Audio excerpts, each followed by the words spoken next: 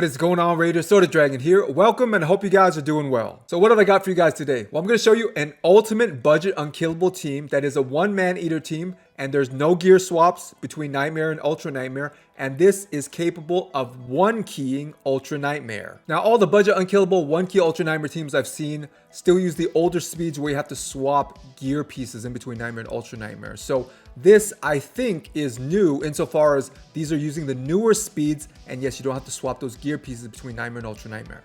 Plus, the setup is different as well. It actually took me a long time to figure out. That's why this video took so long for me to get out to you guys. So here we are on Deadwood Jedi's website, and here are the speeds that you need for this particular version of the budget unkillable. That is the ultimate version of it. But guys, and this is a big but, if you use the team I'm going to show you, this setup will not work for Ultra Nightmare. So I'm going to show you the right setup to use. So guys, here is your one key ultimate budget unkillable team. So guys, how does this team work in a nutshell? Well, firstly, we have Man-Eater here to cast unkillable for 2 turns, and this lasts through the 2 turns of AoEs of the clan boss. And Painkeeper with a cooldown reduction will make sure that Man-Eater always has that unkillable buff ready right before the 2 AoEs of the clan boss. But what do we do about that single target stun? We'll have one champ in the team that is so slow by the time the clan boss gets to that single target punch, that particular champion, that slow boy, still has that unkillable buff up because he's taking turns so slowly. So yes, for this particular team, this is a stun guiding team. So we're gonna adjust everyone's HP and defense to make sure that we guide the stun onto one particular character, our slowest character. Now, unlike Demytha type teams, this is not a stun cleansing team. All we need is to guide the stun, not cleanse it. For typical Demytha teams, not only do you have to guide the stun, but you have to cleanse it. But because Man-Eater puts up that block debuffs buff up, we don't need to cleanse the stun. But yes, we do need to guide it. We need to make sure it only lands on one character. So who's doing the damage here? Well, firstly, it's Geo. Yes, with his reflect damage passive, it's really, really good, especially later on in the rounds when the clan boss does more damage. Then more of the damage is reflected back to the clan boss because of Geo's passive. Next up, guys, we got Farrakhan the Fat. He's doing a ton for this team. He has ally attack, plus he has strong version poisons, strong version decreased defense. He has increased crit rate and increased crit damage as well. So this guy is doing an absolute ton for this team. And lastly, guys, we got Vizier. So what is he doing for the team? He is making sure all those debuffs will pretty much never fall off. So that HP burn from Geo, all we need to do is cast it one time at the beginning of the fight, and that is it. Vizier here will make sure it never falls off. And those poisons, yes, Vizier will make sure those don't fall off as well. That decreased defense, that weaken, he's going to make sure all of that does not fall off. All right, guys, let's talk about the skill instructions. So for Geomancer here, you can go ahead and turn off this A3 here, Quicksand Grasp. Once again, we're going to use it at the beginning of the round. That's it. And Vizier is going to make sure this is pretty much infinitely extended. And make sure to turn off the A2 as well, Creeping Petrify. It can steal an increased attack buff from the clan boss if the clan boss happens to have it. And we don't want to steal that. We want the clan boss to hit harder for Geo's passive. That's going to reflect back more of that damage. So turn off the A2 and the A3. For Farrakhan the Fat here, just leave him default. Vizier, turn off the A2 and the A3. All we want him to use is his A1. For Man-Eater here, make his Ancient Blood the first priority. And for Painkeeper here, turn Combat Tactics to the first priority and Spectacular Sweep here to the second priority. If you don't turn Spectacular Sweep to be the second priority, sometimes she won't use it. So make sure to turn that to the second priority. All right, guys, onto the setup. And now I'm just going to talk about people essential to the speed tune. So firstly, with Man-Eater, all we're going to do for his first turn is we're going to use his Unkillable buff, his A3. That's it. Now for Painkeeper, we need her to use her A1, then her A2, then back to her A1. And from there, she can be auto. So once again, A1, A2, A1. Now, for Farrakhan the Fat, he needs to wait to use his ally attack until at least turn 3, maybe more. What's going to happen if he uses his ally attack too early is that somewhere down the line, somewhere in the middle of your fight, Geo is going to lose his unkillable buff. So if you find that happening, then you probably need to wait one more additional turn to use Farrakhan the Fat's ally attack. So once again, wait until at least turn 3 or maybe even turn 4 to use his ally attack. You cannot use it immediately. Now I'm going to run through the setup in real time for you guys, including everyone else on the team. So firstly, we start with our Man-Eater, and all he's going to do is cast his A3 Unkillable buff, and that is it. That's all we're worried about. Nextly, we've got Painkeeper. She's going to use her A1 first.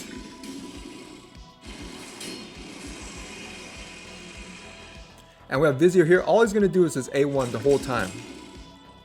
Now for Farrakhan, you can choose. Once again, we just have to delay that ally attack. So A2, A1, it doesn't really matter. Just delay the ally attack till at least turn 3 or maybe turn 4. Now here for Geo, we do want to use this HP burn, which is going to have that reflect damage effect. Yes, it will overwrite Farrakhan the Fast because it's a higher turn count. So it's a 3 turn count. So here we're going to use that, and he's never going to use that again because once again, Vizier is going to extend it pretty much infinitely. So for Maneater, it doesn't matter what you do. Now for Painkeeper second turn, we're going to use the A2 here. So Vizier, same thing, A1, hopefully extend some debuffs. Now going with the A1 for Farrakhan. Now Maneater, doesn't matter. Now with Painkeeper, one more A1. So once again, she was A1, A2, A1.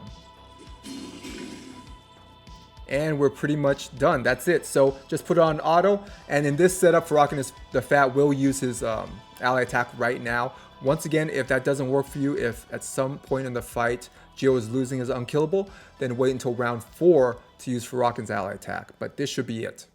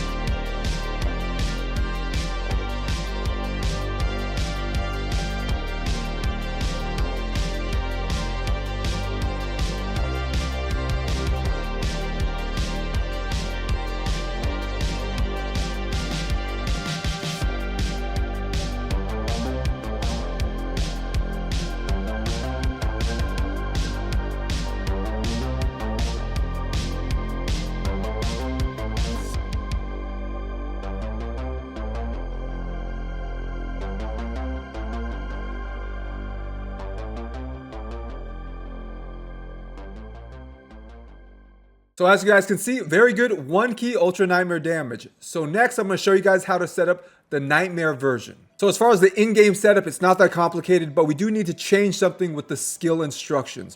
But besides that, yes, everything is the same team and the same gear. But the skill instructions are going to be a little bit different. So everything here is exactly the same as the Ultra Nightmare setup, except we need to change one thing, and this is only on Farrakhan the Fat. We need to turn off his ally attack. So ally attack does not work with these particular speeds for Nightmare. It does work for Ultra Nightmare like I showed you guys, but not for Nightmare. So we just turn off his ally attack, and the same team with the same gear should work. So what kind of damage can this team do without ally attack? Easy 1 key Nightmare. Easy, no freaking problem. So don't worry, yes, you're gonna have a little bit less damage not doing the ally attack, but easy 1 key. All right guys, let's go into the Nightmare setup, and it's actually easier than the Ultra Nightmare setup. So the setup for Nightmare is easy because all we care about is 2 champs, really, the Man-Eater and the Painkeeper. Everyone else can do whatever. So what are we gonna do with the Man-Eater? Start off with his A1, and then his second turn, do his A3. And what we're gonna do with the Painkeeper, 2 A1s, that's all, and then push auto. So now guys, I'm gonna walk you through the Nightmare setup. So we're gonna start off with Man-Eater's A1 here, and then Painkeeper's A1 as well. And remember, really everyone else can do whatever you want. It doesn't really matter as much. Now there is an HP burn up against the boss, but Geo will override it because he has a 3-turn HP burn. And that should be infinitely extended by Vizier. Now Man-Eater here is going to do his A3, Ancient Blood, and Painkeeper is going to do her A1. And guys, that is it. You push auto and you should be good to go. Alright guys, on to everyone's gear stats and mastery, starting with Vizier here. So how have I geared him? I have him in a lifesteal set and a broken set. Onto his total stats. So I have his HP at 37,000, I have the attack at 4,000, defense 2,600, speed 188, crit rate 71%, crit damage 243%, resist 237, and accuracy 232. Onto his masteries. So here we have Life Drinker, so we're healing for 5% of damage out when it's under 50% health. And here as well we have Giant Slayer, so we're getting bonus damage based off enemy max HP. Giant Slayer is good for triple hitting or quad hitting A1s for your champs versus War Master. And here we do have Retribution, so when he takes a big hit over 25% of his max health, he has a 50% chance of counterattack with that A1 that can extend debuffs. Next up guys, we got Geomancer, our slow boy here. So how's he geared? I have him in an accuracy set and a cruel set. Onto his total stats.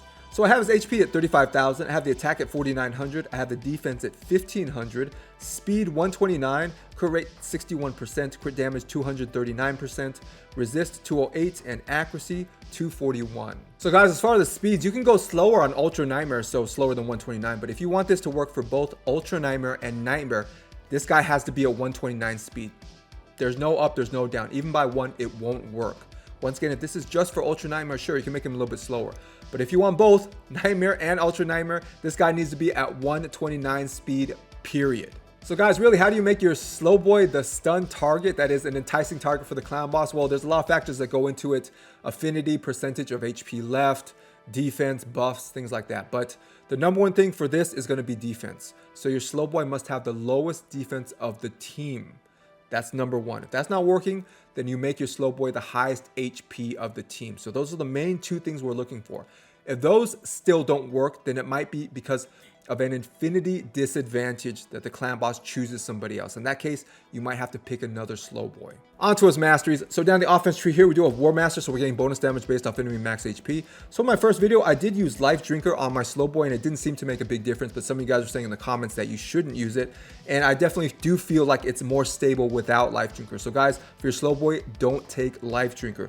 Now, another one you can take here is Retribution. So when he takes a big hit here, over 25% of his max health, he's going to counterattack with his A1. So it's more damage, but when he counterattacks with this A1, he has a chance of putting up that decreased accuracy on the clan boss, which is a pretty useless debuff. So you're wasting a debuff slot that could be used up by a poison. So just consider that. If he's counterattacking a lot, then he's going to put up that decreased accuracy debuff and waste a slot. So it's up to you guys if you want to put Retribution or not. Next up, guys, got our ally attack champ here, Farrakhan the Fat. So how's he geared? He is geared in 1 speed set and a few broken sets. Onto his total stats. So I have his HP at 37,000, I have the attack at 4,100, defense 2,700, speed 180, crit rate 69%, crit damage 214%, resist 187, and accuracy 253. So guys, for the rest of your characters, because Farrakhan buffs them with that strong version increased crit rate buff, they really don't need 100% crit rate. Most of the time, they're going to be under that buff. But Farrakhan himself is not going to be under that buff. So if you want to build him, that is Farrakhan, with 100% crit rate, that's fine. But really, everyone else doesn't need 100% crit rate. Onto his masteries. So down the offense tree here, we do have Life Drinker, so we're healing for 5% of damage down when he's under 50% health. And here we do have War Master, so we're doing bonus damage based off enemy max HP. Now down the support tree, we do have Lasting Gifts here, so this potentially extends his buffs by 1 turn, so that increased crit rate buff and that increased crit damage buff. And here we do have Sniper, so we're increasing the chances of him landing his A1 decreased defense. Next up, guys, we got Painkeeper. So how have I geared her? In no matching sets. Onto her total stats. So I have her HP at 45,000, I have the attack at 1900, I have the defense at 3000, speed 223, crit rate 62%, crit damage 111%, resist 138, and accuracy 199. Onto her masteries. So down the offense tree here, we do have Life Drinker, so we're healing for 5% of damage dealt when she's under 50% health. We do have War Master here, so we're doing bonus damage based off enemy max HP. And that's pretty much all that she needs. You can run here, these two, for extra healing, but that's pretty much all that she needs. And lastly, guys, we got our Man-Eater. So how is it geared? I have him geared in 3 speed sets. Onto his total stats. So I have his HP of 41,000. I have the attack at 2300, defense 3100, speed 256, crit rate 80%, crit damage 131%, resist 162, and accuracy 115. Remember, guys, try to keep your Man-Eater as low accuracy as possible because we do not want to land that A1 decrease attack, because we want the clan boss to hit us hard because of Geo's passive that reflects damage. So once again, try to keep your Man-Eater as low accuracy as possible. Onto his masteries. So down the offense tree here, we do have Life Drinker, so he's going to heal for 5% of damage dealt when he's under 50% health. We do have Cycle of Violence here, and this would be problematic if it worked, but it doesn't work against the clan boss ever. So don't worry about it, but just don't pick it. And here we do have War Master, so we're getting bonus damage based off enemy max HP. And down the defense tree here, we do have Retribution. So when Man-Eater takes a big hit, over 25% of his max health, he has a 50% chance to counterattack with his A1. All right, guys, that is it. You wanted a 1-key Ultra Nightmare budget team that you don't have to switch your gear out, and you got it. Thanks for watching, guys. And if you haven't yet, like, subscribe, and share. Turn on all notifications. Stay safe, and I'll see you guys in the next video.